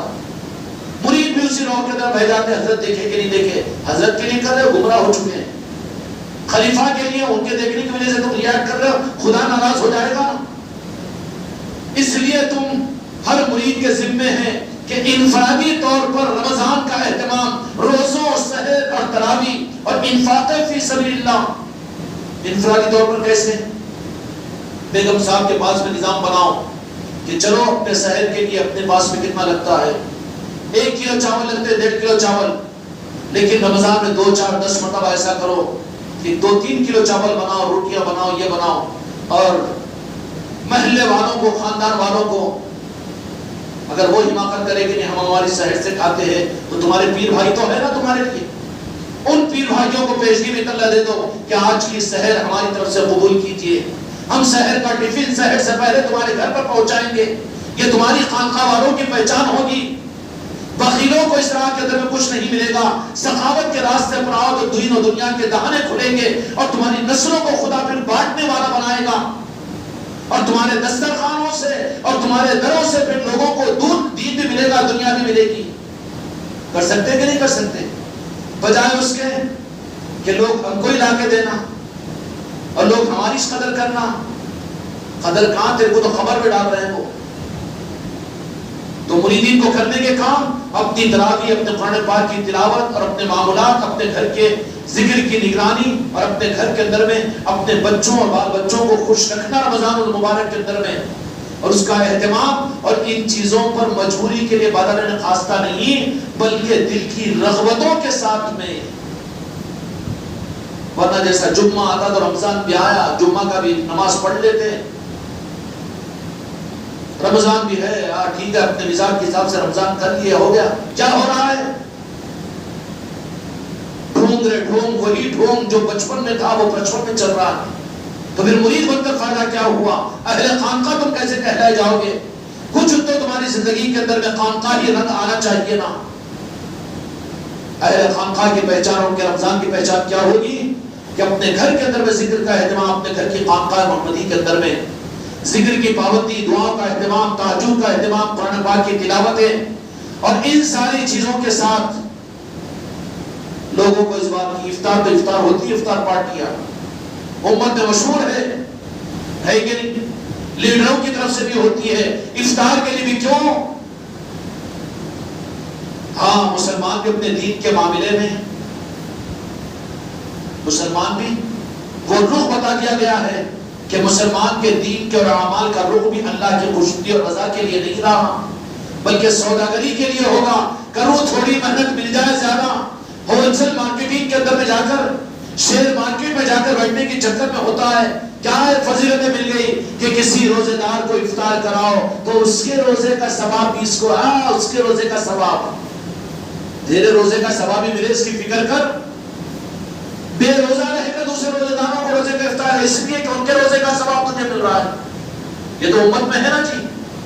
پھر اہل خانقاہ محمدی کیا کرے کہ لوگوں میں پہچان ہو، لوگوں کو سمجھ میں آ جائے کہ اس نظام کے ذریعے سے، اس حق نظام اور اولیاء کے نسبتوں سے اس امت کے دین کے رخ کو بدلوانے کا ایک نظام خانقاہ محمدی کا نظام ہے۔ تیار کر کے اپنے گھر کے اندر میں سحروں کے ٹفن بنو اور بن کر 2 4 5 10 جتنا بھی اللہ تعالیٰ حیثیت تمہیں دیا ہے، اپنے پیر بھائی ہو تو پہلے نمبر پر، خاندان والے ہیں، رشتہ دار ہیں، ان لوگوں کو کہہ دو کہ آج کی سحر ہماری طرف سے قبول کیجئے. سمجھ میں آ رہی بات؟ سحر قبول کیجئے. جتنا ان نظاموں کے اوپر تم اپنے ہاتھوں کو وسیع کرو، تو جہاں کے مالک نے ضمانت لیا ہے کہ رب العالمین 11 مہینے تم کو وسعت عطا کرے گا. اہل طریقت اپنی جھولی بھرنے اور اپنی پیٹ کی کنڈی پالنے کے قائل نہیں ہوتے، بلکہ تو یہ تو وہ ہوتے ہیں کہ جو کچھ اپنے پاس میں ہے وہ اس کو قربان کر کے اللہ کی نگاہ میں سخیوں میں شامل ہو جائے تو ان کی نسلوں میں خدا سخاوت کو چلاتا ہے. آج سلطان الہند خواجہ قاجگان کے ہم نام لیوا ہے، آپ کے نام پر روزانہ لاکھوں آدمی اپنے پیٹ کو بھر رہے ہیں کہ نہیں بھر رہے ہیں؟ اور یہ صدقہ ہے کہ نہیں غریب نواز کا؟ آج بھی تم جو لنگر کھاؤ گے یہ بھی تو صدقہ غریب نوازی تو ہے. ہم تو ایک ایک دانہ اور ایک ایک پانی تو غریب نواز کا صدقہ کھاتے اور پیتے ہیں، جو کھلا رہا ہے کہ نہیں رب العالمین. مگر کب؟ کہ اپنی زندگی میں نہیں. ذرا بیمار ہو گیا تو کیا ہوگا، ریٹائرمنٹ ہو گیا تو پھر کیسا ہوگا. سوچا کہ پھنسا کبوتر سڑک پھانسے میں پھنسا، آج تیرے اختیار میں نہیں ہے تو کل تیرے اختیار میں کہاں ہے. آج پر خدا پر اعتماد کر تو کل پر خدا پاک تیرے لیے راستے کھولے گا. کھولے گا کہ نہیں کھولے گا؟ اس لیے میرے خانقاہ محمدی کے بچوں پر اپنے علاقوں میں بھی یہ بات کہہ دینا، اور یہ واٹس ایپ کی مجلس سے تو چل جائے گی. خلفاء اور مریدین اپنے مریدوں کے اندر میں، اپنے علاقے کے پیر بھائیوں کے اندر میں اس رمضان کے اہتمام کا یہ نظام دے دیں کہ انفرادی طور پر تراویح اور انفرادی طور پر روزوں کا اہتمام. انفرادی کا مطلب جماعت چھوڑ کے اپنی تراویح میں گھر میں پڑھا ہوں، یہ بات نہیں ہے. اپنی ذات سے تراویح ہو رہی ماشاءاللہ خانقاہ میں 2 قرآن، پر تم کہاں ہیں؟ نہیں ہو رہی تراویح نہیں. انفرادی کا مطلب یہ ہے کہ خود اپنی ذات سے رہے، ہیرے حوالے نہ کریں. 1 مہینے کے لیے نظام بناؤ، انفرادی طور پر اپنی ذمہ داری سے اپنے رمضان کا اہتمام، اس کے ساتھ اپنے گھروں میں خوشیوں کا بانٹنا. سمجھ میں آ رہی بات؟ سخت جملوں کو، لڑائی جھگڑوں کو اور بیویوں پر زیادتی کرنے کو، بچوں کو ہرجت کرنے سے بالکل اپنے آپ کو روک دو. ورنہ یہ کہ بچے ڈرے ہوئے ہیں، بابا نہیں رہ رہے کہ روزے رہ رہے نہ جب بہت ان کا بی پی چڑھا ہوا رہتا. اچھا بی پی چڑھا رہتا جا کے تالاب میں گر. جو رحم نہیں کرتا اس کے اوپر رحم نہیں کیا جاتا. روزہ رکھ رہا ہے تو اتنے بوجھ کے اوپر کہ بی پی ڈر رہی ہے، بی پی چڑھتے رہتا ہے افطار کا ٹائم ہے، اتنے بیتاب پہ روزہ رہ رہا ہے. تو خوش اخلاقی کے ساتھ میں پیش آؤ. سمجھ جائے کہ تمہارا خاندان، تمہارے بیوی بچے بھی کہ یہ رمضان تو ان کا عجیب نظر آ رہا ہے. کیوں؟ کہ نسبت چشتیہ ملی ہوئی ہے. سمجھ میں آ رہی بات؟ اسی طریقے سے پھر اپنے گھروں کی سحروں کے اندر میں اور سحروں کا انتظام کر کے، سن رئیس خان صاحب یا میری چھپی کی کوئی مرید کے لیے کوئی گنجائش نہیں ہے. ہر مرید اپنے اعتبار سے دال چاول پکاؤ، حیثیت نہیں ہے. پھگٹ کے آ رہے نا چاول اور 5 مہینے بڑھ گئے شاید نا. رحم و کرم چل رہا ہے نا جی، کوئی گنجائش نہیں ہے. اتنے آخری بھکاری مت بنو. اگر تم اس نظاموں میں خرچ کرنے کے لیے بھکاری بنو گے تو تمہارے ان دلوں کی بدکاری کے اوپر خدا کہیں تمہیں پھر تمہاری نسلوں کو برباد رکھ کر دے. کیا ہوا؟ لاکھوں بھی کرایا، میں پھر وہ بیٹا جیل میں، یہ بیٹے کو بیماری اور اس کو یہ اتنی آ رہے لیکن اس کے باوجود پریشان. کیا ہوگی؟ یہ خدا کی نظر کے گرنے کی بات ہوگی. اس لیے آلود اٹھاؤ ان نظاموں کے اندر میں. شہر کے اندر میں پہلے سے 3 آدمی 5 آدمی 10 آدمیوں کو رمضان کے اندر میں کئی مرتبہ ایسا ہو کہ نئے لوگوں کو جو بیچارے ذرا اولیاء اور بزرگوں کے نام سے دور ہے نا، کہ دور کر دیے نا، 80-90 سال کی محنتیں کر کے ان کا مطمع نظر صرف یہ تھا کہ امت کو غوث و خواجہ سے کاٹے. انہوں کاٹے مگر تو کیا کیا جوڑنے کے لیے؟ کاٹنے کی شکایت تو کرتا ہے لیکن جوڑنے کا تو کیا کام کر رہا ہے؟ تیرا خالی حلوے کھا لینا اور صرف نعتیں اور منقبتیں پڑھ لینا یہی حال ہے اس کا. تو کیا کر رہا ہے کہ انہوں نے تو امت کو اولیاء سے کاٹا لیکن تو اولیاء سے امت کو جوڑنے کے لیے سب صحیح ہے مگر میں میٹھا کھانے والا ہوں، میں فاتحہ دینے والا ہوں، میں صلاۃ و سلام پڑھنے والا ہوں اور مجھے لوگ کھلائیں، مجھے نذرانہ دے. تو بڑا جادوگر اور بڑا سوداگر بنا ہوا ہے. تو کیا کر رہا ہے امت کو اولیاء سے جوڑنے کے لیے؟ ان ظالموں نے وہ کیا تو وہ ظالم یہ ہے کہ الٹا ان اولیاء کے نظاموں کو بدنام کر رہا ہے. خانقاہ محمدی کے نظام میں یہ چکر نہیں ہے. بلکہ کیا کرو، سمجھ میں آگے بات کرنے کا کام، میری بچیاں سن رہی ہے، اپنے گھر والوں کو بھی یہ بات کہہ دو کہ اپنے گھروں کے اندر میں 5-5 7 سحر کروانے کے انتظامات کر کے سحر سے پہلے ان کے گھروں پر سحری کا ٹفن پہنچاؤ۔ وہ کہیں گے کہ سحری کا ٹفن امت میں رائج نہیں ہے نا جی، افطاری کی دعوتیں تو ہے، لیڈروں سے بھی ہوتی ہے، ان سے بھی ہوتی ہے، امام صاحب سے بھی ہوتی ہے، صدر صاحب سے بھی ہوتی ہے، لیکن سحروں کا انتظام کیا آپ خود اس میں سیدنا امام زین العابدین رضی اللہ عنہ کی سنت پوری ہوگی، کس کی؟ خواجہ حسن بصری کی سنت پوری ہوگی، اس میں جنید بغدادی رضی اللہ عنہ کی سنت پوری ہوگی، اس میں خواجہ عثمان ہرولی کی سنت پوری ہوگی، اس میں ہمارے آقا سیدنا سلطان الہند خواجہ معین الدین اجمیری رحمت الرضوان کی سنت پوری ہوگی۔ کیا آپ کے لنگر سے اجمیر کی گلیوں میں سحری تقسیم ہوتی تھی؟ کیا ہوتی تھی؟ اب شاہی صاحب تو بولیں گے پھر اپن خان بنا کے سحری بھیج دیں گے، باہر کی پیڑا باہر، تیرے کو یہاں کھجا رہا ہے، میں تم کو کھجا دوں تو کھجلی دور ہوگی، تیری کھجلی کو دور کرنے تجھے خود کھجانا پڑے گا، اچھا رہتا نہیں؟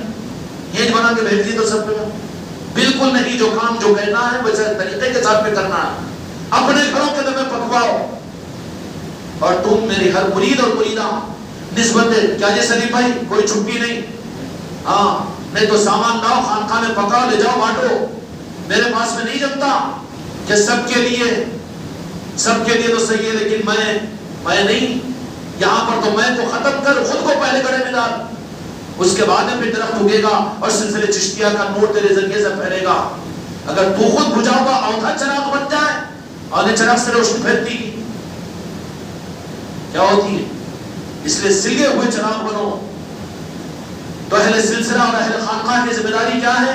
اپنے گھروں میں 2-2 4-4 5-5 7-7 10-10 جتنا اللہ تعالیٰ حیثیت دے، زبردستی لے آگے مت دو ان کو، بلکہ پہلے ان سے کہہ دینا کہ تمہارے گھر میں کتنے آدمی ہیں، اتنے آدمی ہیں، آج اتنے آدمیوں کے سحر ہم آپ کے پاس سے پہنچا رہے ہیں، بھائی آپ کے پاس میں کتنے آدمی؟ ہمارے پاس سے 5 آدمی روزہ رہنے والے ہیں، تو 3 آدمی کے سحر ہم پہنچا رہے ہیں آپ کو سحر سے پہلے، لے جاؤ ٹفنوں میں، یہ سنت ہے میرے آقاؤں کی، یہ سنت ہے پنجتن پاک کی، یہ سنت ہے امام زین العابدین کی۔ میں تم کو روکھا سوکھا پیر پرس بنا کر اپنے قدموں میں لینا نہیں چاہ رہا ہوں، میں تو راستہ بتا رہا ہوں پنجتن پاک کا، غوث و خواجہ کا۔ اب تمہاری ہمت کے ساتھ میں تم آگے بڑھو تو وہ نوازش شوق کی ہوگی۔ سمجھ میں آ رہی کہ نہیں آ رہی؟ آج 3 آدمی کی سحر ہماری طرف سے قبول کیجئے، سحر سے پہلے آپ کا ٹفن وہاں پہنچ گیا، گھر میں اتفاق سے وہ بدعقیدہ بھی ہے بیچارہ جو شرک کفر روکھا سوکھا ہے نا جی، سمجھا دیا نا کچھ کا کچھ، جا کے ڈاکٹر کو پیٹ میں درد ہے تو زیادہ ایکشن کر کے ڈاکٹر صاحب اچھی، میں شرک نہیں بولتا، تو شفا دینے والا اللہ، ڈاکٹر کے سامنے کیوں نخرے کر رہا ہے؟ تو ڈاکٹر کو خدا میں شامل کرنا نا، تو وہاں شرک نہیں، مگر مسجد کے ممبروں سے سمجھا دیا نا امت کو گمراہ کرنے کے لیے، تو وہ بیچارہ بدعقیدہ بھی داماد آج کیا مطلب کیا ہے، یہ ٹر پہ ٹفن کھول رہا ہے، یہ خانقاہ والے لائے کیوں؟ یہ سلسلے چشتیہ کا نظام ہے، یہ خانقاہ کے ذریعے سے اس طرح کا نظام چلتا ہے کہ افطار پارٹیاں نہیں بلکہ سحر پکا کر پہنچایا جاتا ہے۔ اچھا یہ کیوں کر رہے ہیں؟ اس لیے کر رہے ہیں کہ یہ چشتیہ نظاموں کے اندر بھی یہ نظام تھا، خواجہ خواجگان کے لنگر سے، خواجہ خواجگان کے در مقدس سے اجمیر والوں کے اندر میں سحری پہنچا کرتی تھی، اور آج میرے حضور پیرانا پیر غوث الاعظم کی بارگاہ کے اندر میں بغداد شریف کی خانقاہ کے اطراف کے 300 مکان ایسے ہیں کہ جہاں پر صرف ایک وقت کا کھانا پکتا ہے، 2 وقت کا کھانا پیرانے پیر کی خانقاہ سے ان کے گھروں میں پہنچتا ہے۔ آگے ہاتھوں کو بڑھاؤ تو خدا ہاتھوں میں وہ طاقت دے گا، ورنہ جو کچھ دیا ہے وہ سکھیڑ لے گا، پھر تجھ کو تیرا خود بس نہیں ہوگا بلکہ قرضے مانگتا رہے گا، بھیک مانگنے پر لگا دے گا، فائنانسوں میں تجھے ڈال دے گا، تیری جائیدادوں کو بکوا دے گا اور تیری پراپرٹیوں کو ختم کروا دے گا۔ جو دینا جانتا ہے دینے کے راستے بناتا ہے، اگر اس سے اگر اپنے رخ کو موڑو اور مکاری کرو تو وہ خدا پھر راستوں کو پھرا نہیں سکتا ہے کہ نہیں؟ خدا کے پاس میں اس کی چابیوں میں 2 چابی، یوں کرے تو کھلتے ہیں، یوں کر دے ارے کیا کرے جی، بچے نہیں سن رہے نا جی، اور بیوی کا ویسا مسئلہ ہو گیا جی، کتنے صدمے رہتے ہیں، ہمیشہ محرم کی صورت، کبھی چہرے کے اوپر مسکراہٹ آتی ہی نہیں، یہ کیا زندگی ہے صدموں کی؟ اس لیے تجھے دنیا میں پیدا کیا، اس لیے دامن مصطفیٰ تجھے ملا، اس لیے غریب نواز کے چوکھٹ کی نسبت تجھے ملی کہ ویداگوں میں تیری زندگی گزر جائے، بیوہ کے رونے کے در میں تیری زندگی گزر جائے، اس کے لیے نہیں ہے۔ خدا کی قسم غریب نواز کے چوکھٹ کی نسبت تم کو اور مجھ کو اس لیے ملی کہ تمہارے میرے چہروں پر ہمیشہ مسکراہٹیں رہے، تمہاری میری نسلوں کو خدا نوازتا رہے گا انشاءاللہ۔ غریب نواز کی چوکھٹ سے ان کو صدقہ و خیرات ملتا رہے گا۔ بچے نے منقبت پڑھی، بہت اچھا لگا ہم کو مزمل نے کہ ہم کو ملتا ہے اس در غوث سے ٹکڑا، ہماری دعا یہ ہے کہ ہماری نسلوں کو بھی اس در کا ٹکڑا ملتا رہے۔ ہم تو ٹکڑے ہی کھانے والے غوث و خواجہ کے، سمجھ میں آ رہی بات؟ کھانے والے کو تو کم از کم فقیر کس کو بولتے ہیں؟ فقیر کی خاصیت ہے بخیل نہیں رہتے وہ فقیر، جن کو ٹکڑے ملتے ہیں نا سب سے پہلے دوسرے کا خیال کرتے ہیں، بھائی اپنی برادری کو بلا لیتے ہیں، اب بسم اللہ بھائی کو بلا لیتے تو مار دیتے، تیرے فقیر صاحب بیٹھے میں کھاؤں گی، ڈرتے بیچارے انہوں۔ پر جو فقیر نے کہا کھا لے، ہے گی ہاں مل گیا میرے کو دو گھر کی بہترین کھانا، پہلے اس کو کھلاتا، سخاوت ہوتی ہے اس لیے ان کو خیرات ملتی ہے۔ تم اگر بخیل ہو جاؤ، میں کیا کراؤں مجلس، میں کیا کراؤں لنگر، اور میں کیا بانٹوں اور میں کیا نظام کو چلاؤں، تو خدا تجھے بخیل بنا دے گا۔ پھر بخیل بنا کر خدا پاک کے اللہ میری اور تمہاری حفاظت فرمائے، اس کا عذاب پھر نسلوں پر آئے گا، نسلیں بھکاری بن جائے گی، پھر فائنانسوں کے چکر، ایم ایل او کے رمپیوں کے چکر، لوگوں کو دھوکا، اور ہائے ہائے زندگی پوری اجل اور پریشان۔ یہ چاہتے ہو کہ روزانہ سورج نکلے تو غوث و خواجہ کے در کی خیرات تمہیں ملے، یہ چاہتے ہو، عزتیں ملے گی، تخت و تاج ملیں گے، خدا پاک دنیا کو لا کر تمہارے قدموں میں ڈالے گا۔ بہتر ہے کہ تمہارا ہاتھ اوپر رہے، کبھی تمہارا ہاتھ نیچے نہ جائے۔ تم بانٹنے والے ہو، تم لینے والے نہ ہو۔ میں اپنے ہر مرید کو بانٹنے والا دیکھنا چاہتا ہوں، لینے والا، اپنے ہاتھ کو اٹھانے والا۔ میں کیا کروں، میں پریشان کیوں رہ رہا ہے، یہاں پر جا کر تالاب میں ڈوب کر مر جا۔ سمجھ میں آ رہی بات؟ اللہ نے کتنا دیا۔ گیا شادی کے اندر میں کس کی شادی کی بیٹی کی شادی، کیا نہیں 2000 کی ساڑی کوئی کم صاحب بولے، اچھا ماں 2000 خرچ کرنے کو بڑا تیار، اور یہاں میں کیا کروں، نہیں ہوتا نہ کہ اولیاء کے نسبتوں کی محفل، نہیں ہوتا نہ کہ وہ شہر کا انتظام کرو بولے۔ میں راستہ بتا رہا ہوں نوازے جانے کا، اگر نہ کرو تو تم اپنے ذمہ دار ہیں۔ وہ مرید کا گھر منحوس ہے جس گھر کے اندر میرے اولیاء کے نسبتوں کی محفلیں نہ ہوں۔ اس کی وجوہات کو جانو۔ ہم کھانے کے لیے، ہمارے بچے کھانے کے لیے تمہارے گھر پر نہیں آ رہے ہیں، ان اولیاء کی نگاہ ہے کہ بیٹھ کر تمہارے گھر پر اولیاء کی نسبت کی محفل کریں گے۔ وہ سلطان اولیاء کہیں گے کہ تمہاری نسبت کے اوپر ہمارے بچے پہنچے ہوئے محفل کرنے کے لیے۔ راجہ شمالی کو کہیں گے کہ جاؤ نظر ڈالو اس گھر کے لیے، دروازوں کو کھولو۔ دروازے کھلے تو مہمان آتے تھے، کھاتے تھے، رونقیں تھی۔ جب ان اولیاء کی آمد اور ان کی نظریں بند ہو گئی تو خود کا کھانا مشکل ہو گیا، خود کے بوچھ خانہ کا سرگنا مشکل ہو گیا، اور خود کی پریشانیاں سر کا بوجھ بن گئی۔ ہوتا ہے کہ نہیں ہوتا ہے؟ اور جو سخاوت کے ساتھ میں چل رہے ہیں، تجربے کے درجے میں تفاخر کے لیے نہیں، میرے غریب نواز کے تحدیث نعمت کے لیے کہ میرے بچوں نے اولیاء کی نسبتوں کی محفلوں کے اپنے گھروں کے دروازوں کو کھول دیا۔ ایک ایک مہینے میں 2 نہیں 3 4 محفلیں کر رہے ہیں، دسترخوانوں کو رکھوا رہے ہیں، تو ان کو کمی ہو رہی ہے، کچھ بوجھ محسوس ہو رہا ہے، اور جو نہیں بچنے کی چکر میں ہیں، بچ نہیں رہے ہیں بلکہ بچنے نہیں پھنس رہے ہیں۔ کہہ دیا جائے گا کہ کہنے والے پیر نے تمہارا کہا تھا لیکن تم نے نہیں سمجھا۔ اس لیے میرے بھائی، تمہاری رمضان کی قبولیت کی دلیل یہ ہوگی کہ تم رمضان کے انفرادی طور پر اعمال میں اپنے گھروں کے ماحول کو بناؤ، گھروں کے ماحول کو بناؤ، چشتیہ رنگ دو اس کو۔ میرے خواجہ خواجگان کا جو مزاج رمضان کے گزارنے اور اہتمام کا تھا، خانقاہ معینیہ، خانقاہ چشتیہ کے اندر میں آ کر وہ قرآن پاک کی تراویح کو سنتے تھے، یہاں کے ماحول میں رہتے تھے، اور عاد و وظائف کرتے تھے، ایثار و ہمدردی کرتے تھے ایک دوسرے کے ساتھ میں۔ کیا کرتے تھے؟ یہ سب کچھ ہونے کے باوجود چمکتے چودمرات کے چاند کے چہروں کی طرح سب کے چہرے رہتے تھے، مرجھائے ہوئے منحوس نہیں رہتے تھے۔ اس لیے میرے ہر بچے کو میں تو دیکھنا چاہتا ہوں کہ مسکراتے ہوئے چہرے کے ساتھ میں رہے۔ منحوس صورت دکھتی ہے تو مجھے دل پر دھکا پہنچتا ہے۔ جو شکایت کرتا ہے رب کی، میرے غوث و خواجہ کی، کہ تیرا چہرہ تو مسکراہٹ والا ہونا چاہیے۔ سمجھ میں آ رہی بات؟ میں وہ سارے راستے بتا رہا ہوں کہ جس کی وجہ سے تم لوگ، تمہاری نسلوں کو تم نواز سکتے ہو۔ اپنے گھر میں یہ ترتیب تمہارے رمضان کا قائم کرو۔ تم مر جاؤ گے تمہاری نسلیں کہ ہمارے باپ دادا نے ایسا کیا تھا، وہ سلسلہ چلے گا کہ نہیں چلے گا؟ افطاریاں بانٹنے کا تو نظام ہے، کیوں؟ اس کا روزہ دینے کے لیے۔ نیت ہی خراب ہو بیٹھی تھی، نیت میں خطرہ، نیت میں خطرہ۔ تو پھر افطاریاں کون کھاتے؟ افطار سے پہلے بڑے روزے دار جو روزے کی انوج کھا لیتے بڈھے میاں، اچھے تلے بھجیے، اچھے تلے بڑے، کون کھایا؟ وہ بڈھا، وہ بڈھی، روزہ چڑھی ہونے، نیت میں خطرہ تو چھوڑی ہے۔ ویسے کو افطاری پہنچتی ہے، پھر کیسی پہنچتی؟ پہنچ رہی کہ نہیں پہنچ رہی؟ پھر ثواب ملتا، پتھر ملتا، پتھر۔ اب اس میں دینے میں خوش ہیں، افطاری بانٹ رہا ہوں میں، افطاری بانٹ رہا ہوں۔ اچھا تیری افطاری اگر خدا نہ خواستہ کوئی تیری افطاری قبول بھی کر لیا، خانقاہ کا ہے بیچارہ، وہ ہے چشت رومال والا ہے، قبول بھی کر لیا، میں ڈالا تھا کس کو تو بھی ٹوپی، لیا تھا فائنانس، سسرے کو ڈرا کے منگایا تھا 10,000 روپئے، یہ کچھ تو پیر بھائی کو دھوکہ دیا تھا، کچھ تو بھی کیا تو بھی، ویسے کی افطاری تو اس کا روزہ بھی برباد۔ ڈوبے تو ڈوبے، سنم تم کو بھی لے ڈوبے، ہوگا کہ نہیں ہوگا؟ ڈوبے تو ڈوبے۔ اب ڈاکٹر صاحب بول دیتے ہو گے بخاری 4 گلوکوز چڑھانا پڑتا ہو، نہیں کرتے، ذرا بچوں ان چیزوں سے۔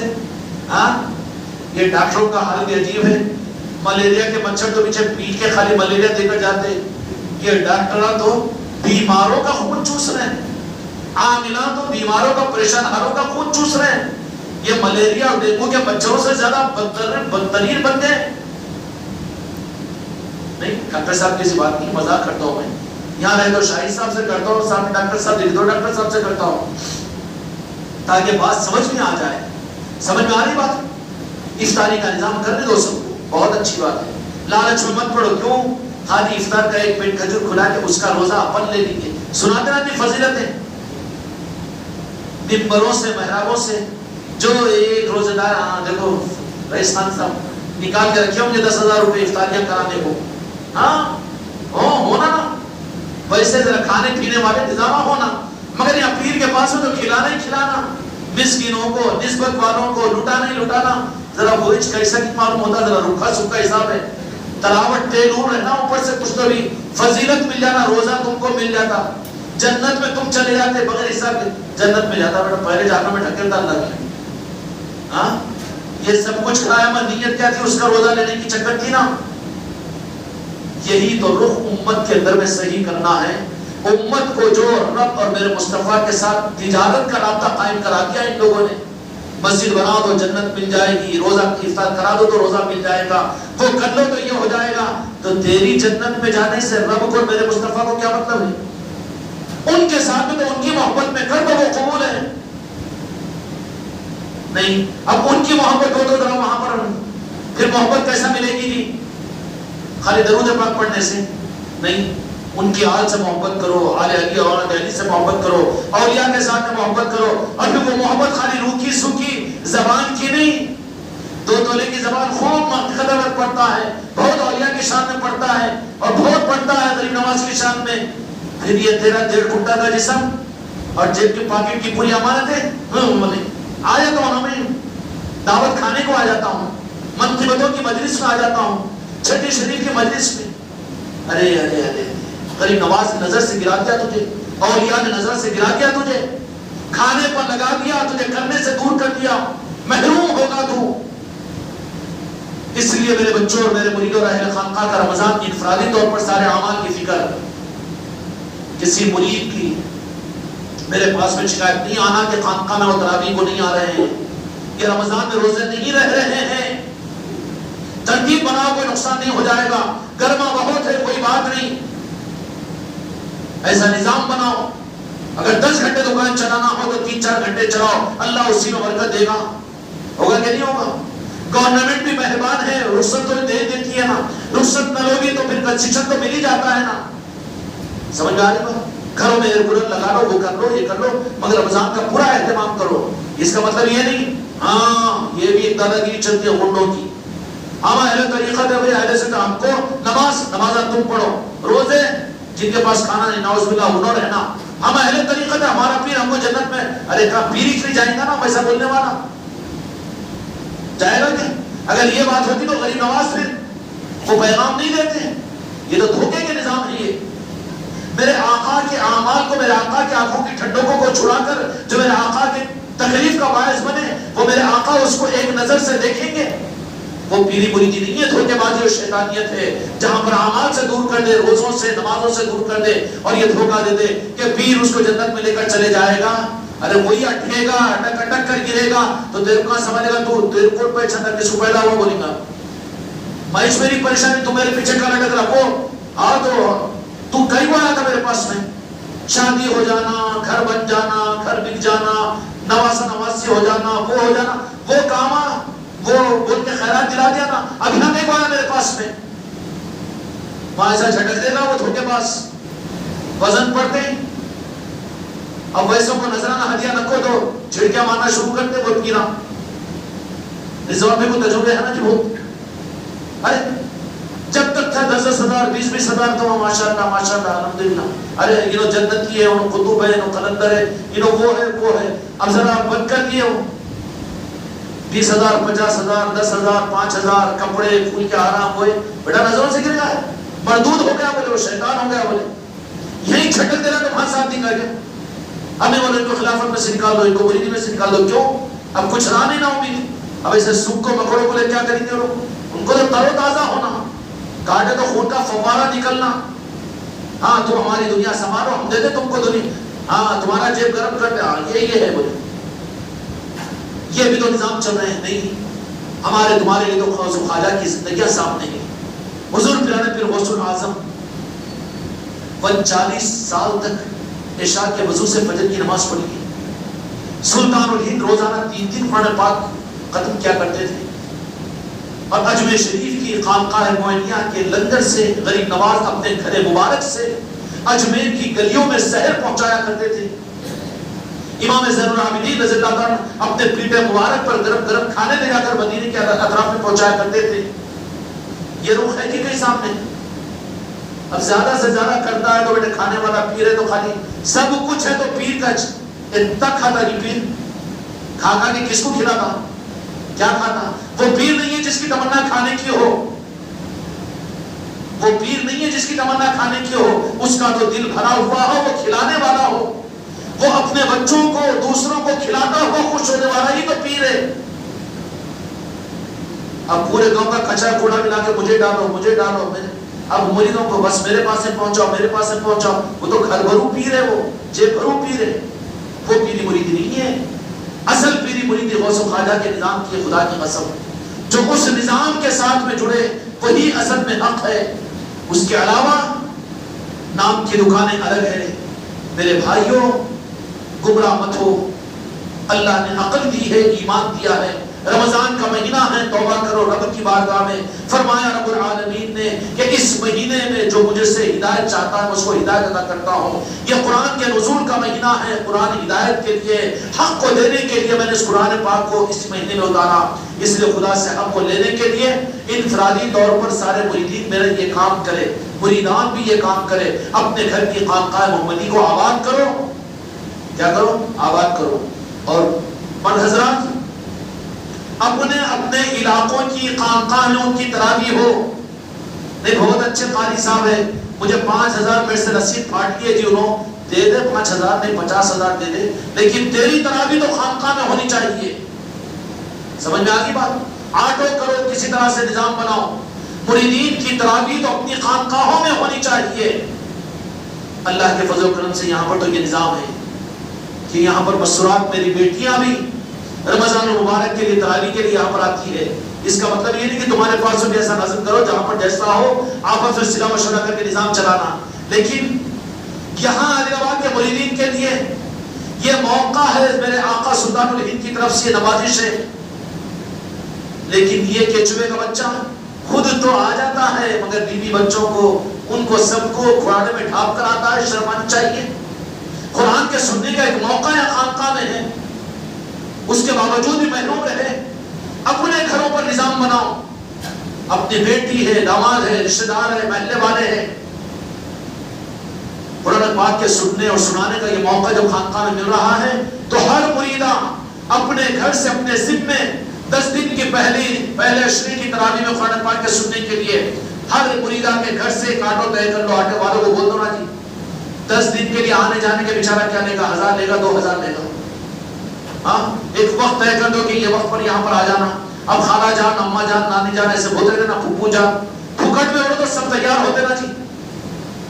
ان کے لیے تو پھوکٹ ہے، لیکن تمہارے لیے تو کمائی ہے نا کہ تم اللہ کے کلام کے سنانے اور خانقاہ کے اندر لانے کا ذریعہ بن رہے ہیں. ہر مرید اپنی سہولت کے ساتھ اپنے گھر کے سامنے کا آٹو بلا لے، وقت سے پہلے آٹو آ جائے گا اور ان سب کو فون کر کے بلا لے کہ تراویح میں جانا ہے، اور پھر وہ آٹو والا تراویح ہونے کے بعد یہاں سے لے جا کر اپنے گھر پر چھوڑ دے گا. رمضان میں ہر مریدہ 1000-2000 میں خرچ نہیں کریں گے. نہیں وہ جان دو نا، اپنی جا رہے اپنے میاں کی گاڑی کے پیچھے بیٹھ کر اور اس کا آج نہیں ہو رہا جی ذرا میرے سے ہاتھ، دن میں کوفتے بنائی تھی نا میں، شامی شکمبر بھی، اور تم تو بولتے اور سحر بھی پکانا کرتے، ذرا آج تم ہی چل جاؤ، میں نہیں آتی، ذرا بچے بھی بہت ستا رہے. گیا آٹو ہوگا تو آدھی ہمت ہوگی، کیونکہ آ جائیں گے نا وہ آٹو میں جانے والے، تو ان کی ہمت کم نہیں ہوگی. اس لیے ہر میری مریدہ بھی ایسی بات کر کے ذہن بنا کر کہ 10 دن میں ایک مرتبہ اللہ کے کلام کے سننے کا موقع ملتا ہے، چلو آنے جانے کا آٹو کا نظم ہے، کوئی پریشانی کی بات نہیں، وہ ذمہ داری ہماری ہے، ہماری بولو تو میرے اوپر ڈالیں گے. ہاں 10 دن ہوتے لاؤ آٹو کے کرایہ، کوئی بات نہیں، کوئی بات نہیں. یہ مطلب تو نہیں سمجھے گا نا. ہر مرید اپنے گھر سے ایک آٹو طے کرے اور خاندان والوں کو، محلے والوں کو تیار کرے، 4-5 کو تراویح میں خود بھی آئے، اپنے ساتھ میں لائے، خانقاہ کے ماحول میں آئیں گے. اور جب آئیں گے یہاں کے خانقاہ کے ماحول میں ذکر ہوگا، اور ذکر کے بعد میں دعا ہوگی، دعا کے بعد میں یہاں پر چائے کا لنگر بھی ہوگا. ایک ماحول ہوتا ہے 24 گھنٹے کا. ان ماحولوں میں لاؤ میرے مریدوں کا. رمضان کا مطلب یہ ہے کہ امت کو اب اولیاء کے رنگ کا اور اولیاء کے نظام کا رمضان سمجھاؤ. یہ روکھا سب کا نظام نہیں کہ رمضان آ رہے تو کیا کرنا ہے، مؤذن کے ہاتھ میں ایک رسید بک، امام کے ہاتھ میں ایک، وہ ممبر کے پاس میں ایک. حضرت کو میں آپ کو نہیں بول رہا ہوں، میں ہوتا کہ نہیں ہوتا، ہوتا کہ نہیں ہوتا.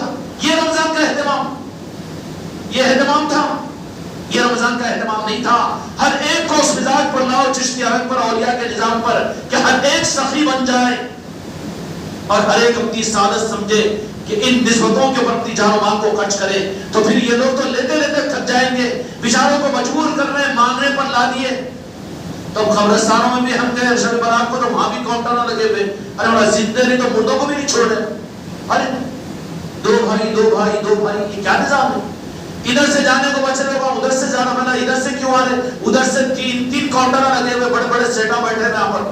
محمد سیٹ بھی بیٹھے ہوئے، بولے فلاں حافظ صاحب بھی فلاں مان. اب ان کے سامنے سے کچھ رسیدی پھٹا کے کہہ دو کیسا؟ یہ کیا نظام بنایا ہے دین کا نظام؟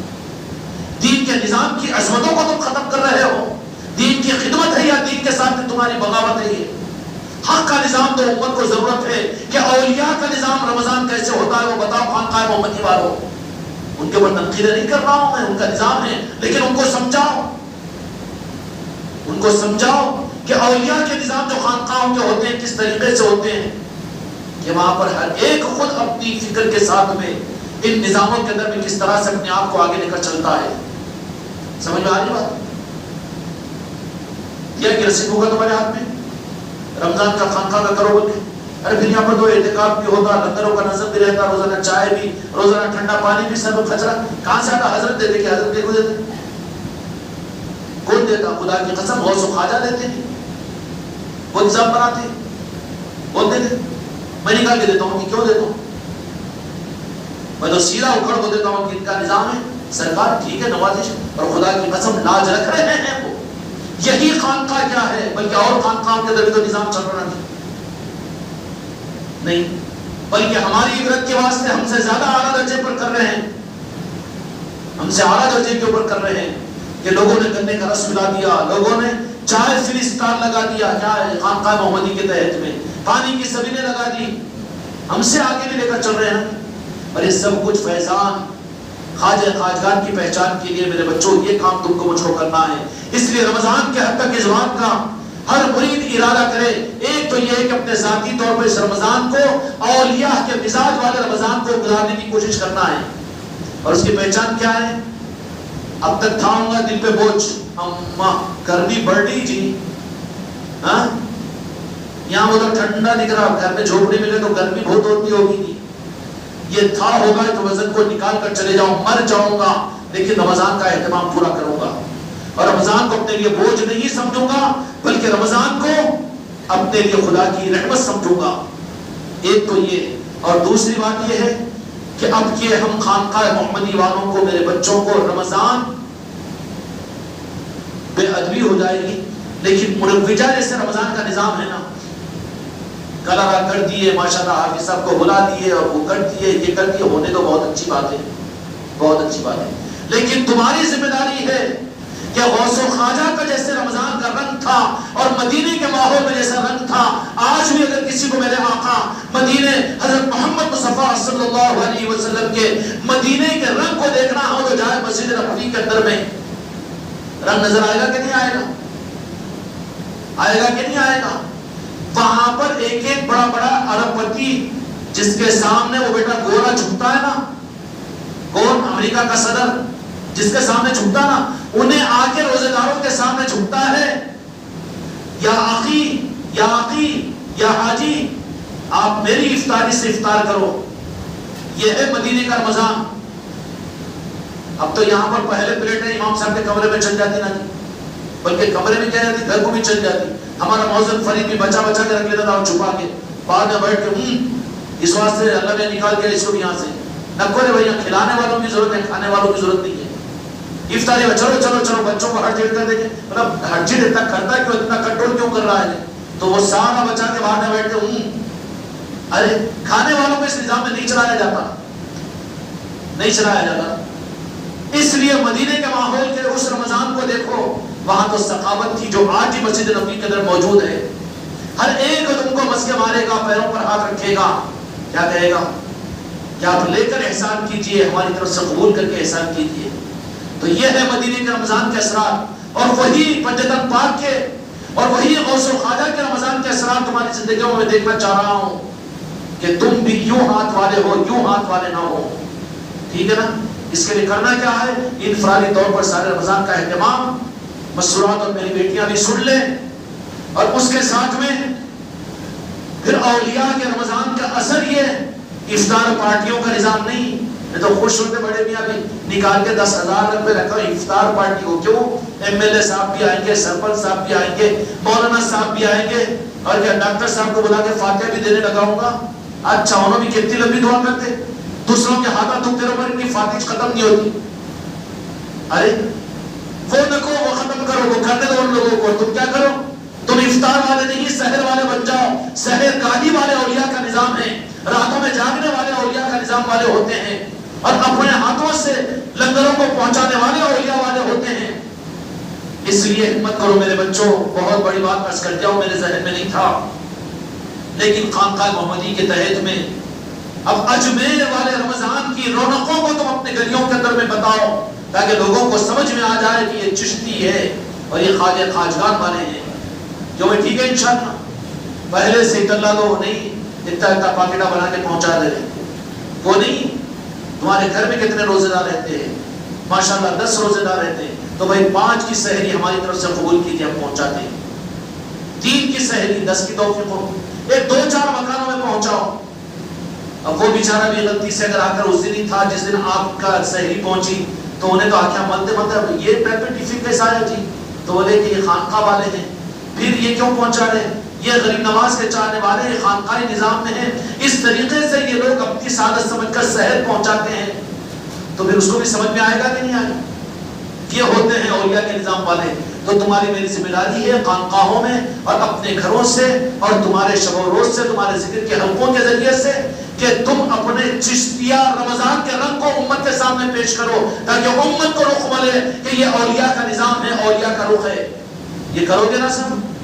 اپنے اپنے علاقوں کے اندر جس طرح سے آگے بڑھ کر کر سکتے ہو کر دو، یہ کام آپ کو کرنا ہے۔ اللہ تعالیٰ یہ توفیق مجھ کو آپ کو عطا فرمائے۔ یہ آج میں تم کو رمضان گفٹ دیا ہوں، کیا دیا ہوں؟ رمضان گفٹ دیا ہوں۔ آسان ہے کہ مشکل ہے؟ آسان ہے نا؟ 3 آدمی کی سحر ہم پہنچا رہے ہیں، تمہارے گھر 4 آدمی کی پہنچا رہے ہیں، تمہارے گھر 2 آدمی کی پہنچا رہے ہیں۔ اب جن کے پاس نے پہنچا ہے انہوں بھی پریشان، جو دیکھ رہے انہوں بھی پریشان، اور جو پہنچا رہا ہے وہ خوش، تو پھر یہ میرے خواجہ جی کی سنت، اجمیر کی سنت زندہ ہوگی نا، اور تمہارا مقصد، تمہارا وجود، خدا کی قسم اس کے علاوہ کچھ نہیں ہے کہ میں تمہاری زندگیوں میں رنگ خواجگی کو دیکھنا چاہتا ہوں، اوصاف خواجگی کو دیکھنا چاہتا ہوں، رمضان خواجگی کو دیکھنا چاہتا ہوں۔ اس لیے سارے ہی مریدین کی، رئیس خان صاحب آٹو لگا لو، نخرے نکو کرو، میں نہیں جا سکتا، میرے پیروں درد ہو گئے، تراویح آپ کی وہیں پر ہونا، کہاں پر؟ منچریال میں، کہاں پر ہے؟ کاغذ نگر میں۔ ہاں، مریدوں کی تراویح جہاں پر ہوتی ہے وہیں پر ہونا، سب کو کہہ لو، یہ نہیں کہ دو یہاں پڑھ رہے وہاں، کیا جی رضوان بھائی؟ ہاں، افطار کرو، وقت ایسا رکھو اپنی خانقاہوں کے اندر میں کہ لوگ پہنچ جائے۔ اب حیدرآباد والے طے کر رہے ہیں اپنے اپنے اعتبار سے جو کچھ بھی نظام ہے، مشورہ کر کے، صلاح مشورہ کر کے، مگر پورے رمضان کو وصول کرو، اور رمضان میں رخ دو اولیاء کے رمضان کا۔ امت کو نہیں معلوم اولیاء کا رمضان کیسا ہوتا ہے، ان کو تو مولویوں کا رمضان معلوم ہے نا، اولیاء کا رمضان نہیں معلوم۔ اب تمہاری ذمہ داری نہیں ہے اولیاء کا رمضان بتائیں یا مولویوں کے رمضان ہی پر چھوڑ دیں؟ تمہاری ذمہ داری کیا ہے؟ امت کو مولویوں کا رمضان ٹھیک ہے چلنے دو ادھر، مگر تم بتاؤ مولویوں کا نہیں، اولیاء کا رمضان ایسا ہوتا ہے۔ تمہارا اہتمام خانقاہوں کے اندر میں، ایسے ہی میری بچیاں بھی اہتمام کرے، اپنے گھر سے آٹو کرے، اور پھر اس رمضان کے اندر میں یہاں پر آیا کرے، اور یہاں کا نظام پورا چلے گا، اس کی اطلاع آپ حضرات کو ملتی رہے گی۔ آخری عشرے میں اعتکاف کا نظام بھی ہوگا، 2 سال سے اتنا اہتمام نہیں ہو سکا، انشاءاللہ اس سال ہوگا۔ تو خانقاہوں میں اعتکاف نہیں ہوتا، اعتکاف کے لیے مسجد شرط ہے، اس لیے تمہاری خانقاہوں میں تو مسجد نہیں ہے، کلیڑے کے اندر میں ہے، وہاں پر ہو سکتا ہے، لیکن لا محالہ وہ جو خانقاہ والے ہیں اپنے اپنے علاقوں میں جو اعتکاف کرنا چاہتے ہیں، بیشتری میں 8-10 دن پہلے ان کو یہاں پر اطلاع دے دے تاکہ ان کا نظام یہاں بنا جائے، اس مسجد کے اندر میں اعتکاف کا نظم کیا جائے۔ اس طریقے سے انشاءاللہ اس رمضان کے اندر میں اللہ کی بارگاہ میں قبولیت والے رمضان کی بھیک غوث و خواجہ کے واسطے سے مانگ لیں گے، انشاءاللہ کریں گے نا انشاءاللہ۔ اللہ مجھ کو اور آپ کو توفیق عطا فرمائے۔ میرے بچوں، یہی حقیقت ہے، اگر زندگی میں چیز حاصل ہوگی تو تم نے بہت کچھ پا لیا۔ سنتے رہے، سناتے رہے، 2 کان دی اللہ، ایک کان سے سنے، ایک کان سے نکال لے، مزاج اپنا وہی ہے، نہ بدل سکا نہ بدلوں گا اپنے آپ کو، تو پھر ملک الموت آ کر دیں گے، کوٹیں گے، جب سمجھ میں آئے گا کہ حق کو سننے کے باوجود سمجھ نہیں سکا۔ سم بکم عمی، کیا تم دیکھنے والے تھے لیکن اندھے تھے، بولنے والے تھے لیکن بہرے تھے، سننے والے تھے لیکن بہرے ہو گئے تھے؟ اس لیے میرے بچوں، رمضان کو اس اہتمام کے ساتھ میں، اس رمضان کو، تاکہ امت کو بھی سمجھ میں آ جائے کہ اولیاء کا رمضان کیسے ہوتا ہے، اولیاء کے ماننے والوں کا اور ان سے محبت اور ان سے نسبت رکھنے والوں کا رمضان کیسا ہوتا ہے۔ اولیاء کا رمضان اپن کر سکتے کہ حماقت، ان کے نام لیوا تو ہے نا کہ ان کے نام لیواؤں کا رمضان کیسے ہوتا ہے۔ سحر سے پہلے گلیوں میں پہنچ کر سحر تقسیم کرو تو خواجہ جی تو مسکرائیں گے کہ ہاں یہ میری سنت زندہ ہو رہی ہے، اس سے بڑی بات اور کیا ہوگی؟ کریں گے نا انشاءاللہ۔ اللہ تعالیٰ بھرپور توفیق عطا فرمائے۔ 3 مرتبہ درود شریف پڑھیں۔